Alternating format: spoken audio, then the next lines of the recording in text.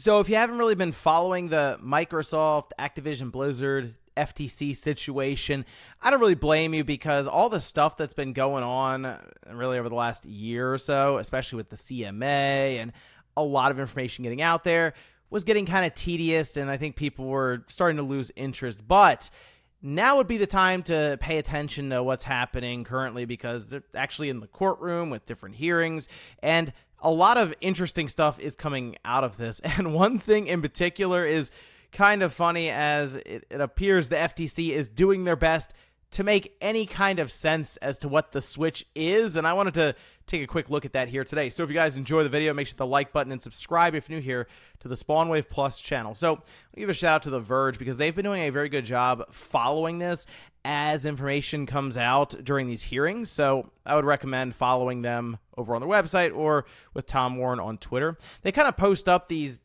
kind of snapshots of different things that are happening on The Verge. And then he also tweets about them there over on Twitter. So this one in particular has to do with the FTC trying to paint the picture that there is no Nintendo platform in this case. Like in the snapshot they're taking of the gaming market, it's just Sony and it's just Microsoft. And the FTC side does seem more like the Sony defense side, and people have pointed that out. It's hard to push back on that one just based on some of the things that they've been saying here in this entire hearing. But as they go along, they mention the Switch was designed for people to take on the go. This is Phil Spencer responding to them as the Switch continued to come up, saying as a battery, it's a mobile platform. People take it with them, whereas the Gen 8, the Xbox One consoles require that they're plugged into the wall and don't have a screen. Nintendo built a different platform, and the FTC is mostly taking the route of hardware. So in this case, saying that the terms of CPU and GPU would be more akin to a Gen 8 device, and yeah, I mean, that would be correct, right? Like, I don't think anyone looks at the Xbox Series X or the PlayStation 5 and believes that the Switch is on necessarily the same level in terms of hardware. A lot of the comparisons drawn for the Switch go back to the PS4 and the Xbox Series. And even then, games that moved over from those platforms to the Switch, like Doom, for example, had like the frame rate cut in half and the resolution dropped. But yes, it could still run the same games, and it kind of fit in there. And I know people look at it as, okay, the release schedule, Nintendo was kind of off from what Microsoft and Sony were doing, so it basically came out after the PS4 Pro and then the Xbox One X was coming up, so it's kind of in between those two generations. However, it is technically the newest platform from Nintendo that, if you walk into a store, sells alongside the Xbox Series and the PlayStation 5 at your Best Buys and your Targets, and consistently outsells them at this point. Yeah, like we see it in the MPDs at times, see it obviously in Japan. While the PS5 has been picking up a lot of steam, the Switch, especially for how old it is, continues to sell and at times takes that top spot. My favorite part, though, is that they bring up flops in the courtroom. The Xbox X, so not like the Series X, Xbox X metric operates higher flops than Switch, and Phil Spencer says that's fair to say, which, yeah, I mean, again, if you put everything down, write it down on paper,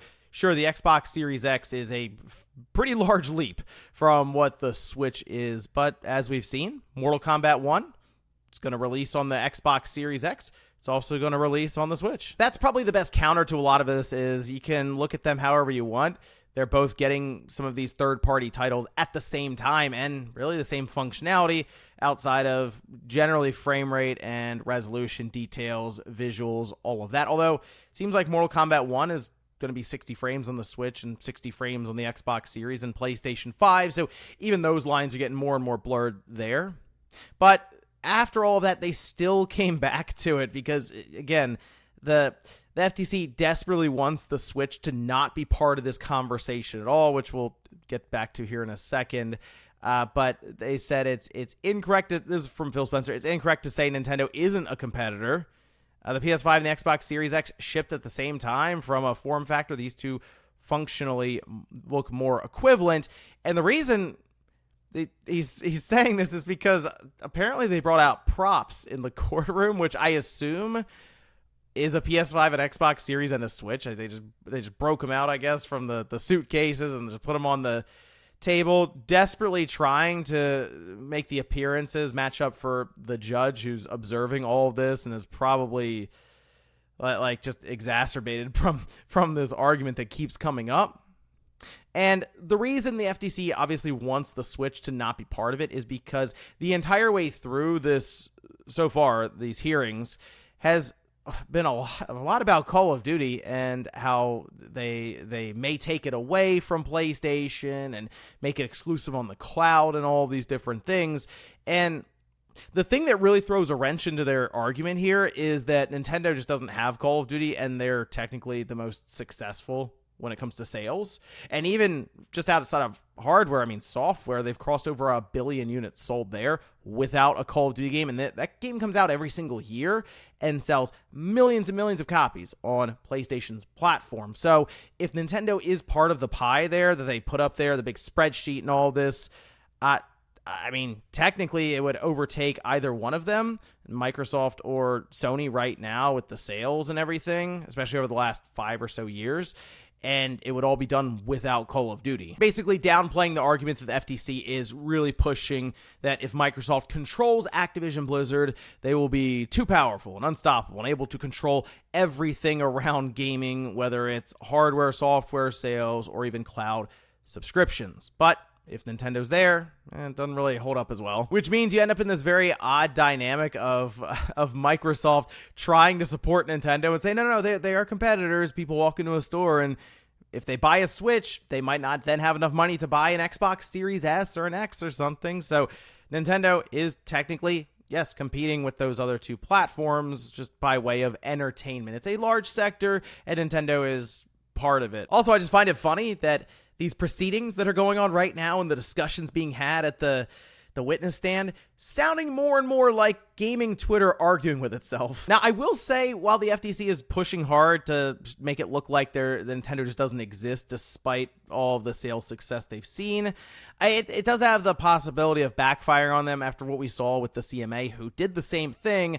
Microsoft leaned into that and said, well, if we're taking Nintendo out of it, here's what the pie chart would look like if it's just Microsoft versus Sony in this region. And it was like 80% or something Sony and this little sliver that's Microsoft. And they're like, are you backing this large piece of the pie who obviously controls the market? Or are you going to allow us to purchase Activision Blizzard and attempt to fight back out of this massive hole that we're in? I mean, you're the one who took Nintendo out of this pie chart. So it's interesting. That may end up coming up later on, as there is quite a bit more to this courtroom case and these hearings that's going to span essentially the rest of this week. And we'll see how many more times Nintendo comes up and that the FTC attempts to bury them again. But let me know what you guys think about all of this down below, especially with a lot of the information that's been coming out from just 2 days of hearings. We'll see what else we get this week. Thanks, guys, for watching, and I'll see you next time.